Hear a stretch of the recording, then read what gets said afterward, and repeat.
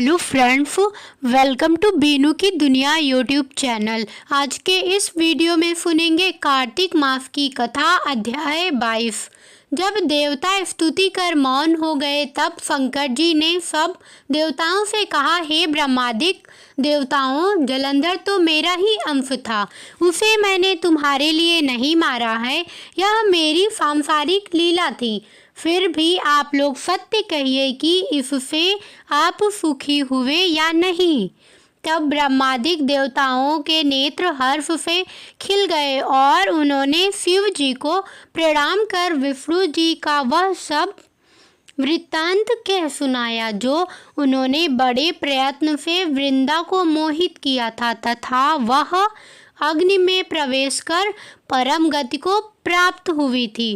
देवताओं ने यह भी कहा कि तभी से वृंदा की सुंदरता पर मोहित हुए विष्णु उनकी चिता की राख लपेट इधर उधर घूमते हैं। अतएव आप उन्हें समझाइए, क्योंकि यह सारा चराचर आपके अधीन है।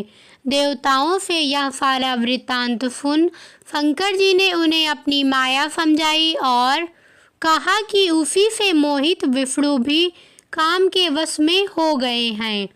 परंतु महादेवी उमा त्रिदेवों की जननी, सबसे परे वह मूल प्रकृति परम मनोहर और वही गिरिजा भी कहलाती हैं।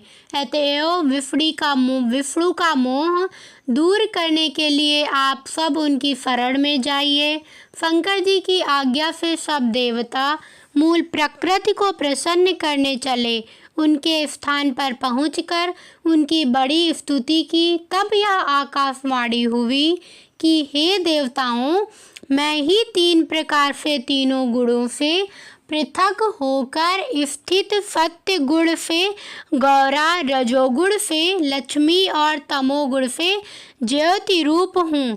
अतएव अब आप लोग मेरी रक्षा के लिए उन देवियों के पास जाओ तो वे तुम्हारे मनोरथों को पूर्ण कर देंगी।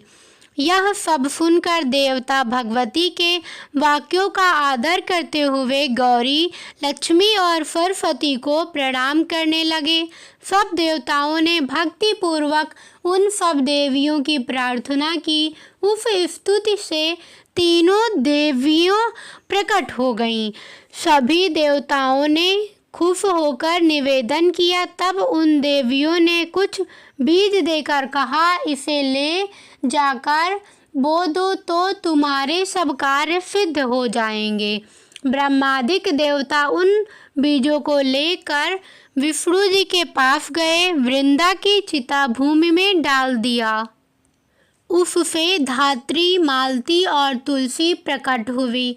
विधात्री के बीच से धात्री, लक्ष्मी के बीच से मालती और गौरी के बीच से तुलसी प्रकट हुई।